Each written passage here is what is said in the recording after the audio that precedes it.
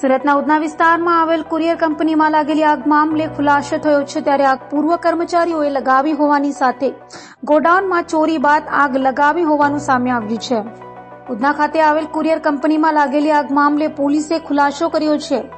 Courier કંપનીમાં આગ લાગી ન હતી જ કે લગાવાઈ હતી। આગ પૂર્વ કર્મચારીઓ દ્વારા ચોરીને અંજામ આપ્યા બાદ લગાવાઈ હતી તો 35 લાખથી વધુની ચોરી કર્યા બાદ પૂર્વ કર્મચારીઓએ આગ લગાવી હતી। તો આ જ રીતે આ ચોરોએ અઠવા વિસ્તારમાં પણ 40 લાખથી વધુની ચોરીને અંજામ આપ્યો હતો। હાલ ઉધના પોલીસે 3 રડાઓ ગોપાલ રાવ બની સિટી, બદ્રુ મગરૂ ભૂકણ અને ઝાકીર હુસેનની ધરપકડ કરી છે। વિસ્તારમાં બ્લુ ડાર્ટ નામની કંપની કે જે ઉધનામાં એક શોપિંગ સેન્ટર પાસે આવેલી છે, ત્યાં આગ જાણવા જોગની ફરિયાદ નોંધવામાં આવી હતી, જે 3 તારીખનો બનાવ છે। ત્યારબાદ પોલીસે જે ઉધનાની સર્વેલન્સ ટીમ છે, આ ઉપરાંત જે ઇન્વેસ્ટિગેશન ઓફિસર છે અને ઉધનાના બંને પીઆઈસીઓ આ સ્થળની વિઝિટ કરે છે। આ સ્થળની વિઝિટ કરતાં પોલીસને થોડીક શંકા જાય છે, કેમ કે જે રીતના આગનો બનાવ બને છે અને જે રીતના ઘટના આ લોકોએ વર્ણવી હતી અને સ્થળ ઉપર જે પરિસ્થિતિ હતી, આ તમામમાં થોડુંક વિરોધાભાસ પોલીસને જણાય છે, જેથી પોલીસ વધુ ઊંડાણપૂર્વક આમાં તપાસ કરે છે।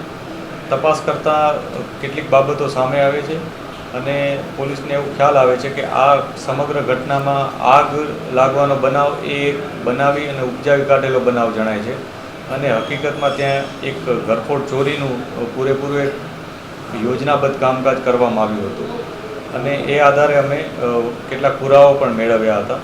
સમગ્ર બનાવમાં આગ જાણવા જોગમાં 36 લાખથી વધારેનો મુદ્દામાલ નુકસાન થયું હતું, એ પ્રકારની ફરિયાદ નોંધવામાં શરૂઆતમાં આવી હતી।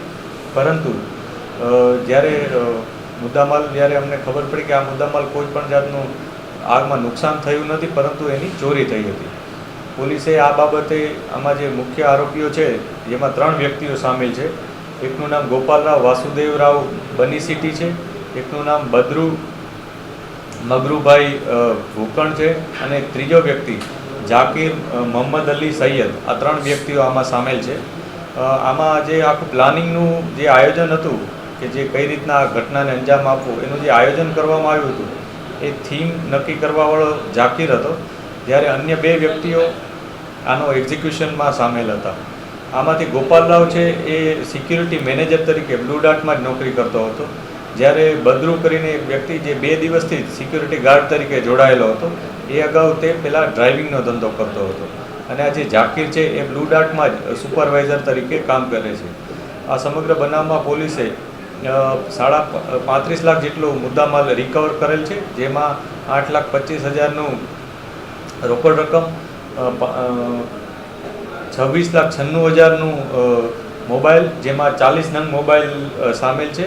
આ ઉપરાંત એક DVR અને એક લેપટોપ, આટલો મુદ્દામાલ પોલીસે કબજે કરેલ છે।